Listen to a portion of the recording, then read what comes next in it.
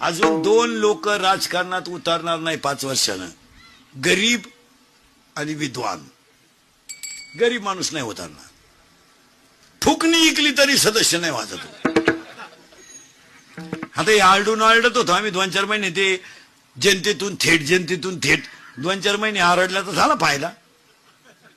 ते बरं झालं, त्याला अवघड झालं. तो गडी गावाचं म्हणेनच कोणाला, ते एकटं झाल्यामुळं तेच खटे घ्यायचं. 15 वर्षापूर्वीचा काळ आता नाहीये. 15 वर्षापूर्वी तुम्हाला ग्रामपंचायत लोकवर्गणीत चालवावं लागायची. आज तुम्हाला मुबलक पैसा आहे. आता तसं राहिलं नाही. 14 वित्त आयोगामध्ये ग्रामपंचायतीला पैशाला तोटा, त्याच्यामधला 25% रक्कम तुम्हाला शैक्षणिक खर्चासाठी आहे गावातल्या. पाहायचंच नाही. फक्त 15 ऑगस्टला 26 जानेवारीला तेवढं झेंड्या पाहिजे, असं गोळ्या बिळ्या यायच्या नाही. आणि 4थीच्या पोराला इंग्रजांची भाषणं सांगायची. इंग्रजांनी देश फार लुटला. पोर म्हणले लुटला पण तुमच्या इतका नाही हो. तुम्ही त्याने देश लुटला पण तुम्ही गावातच घरात घर ठेवलं नाही. 4-5-20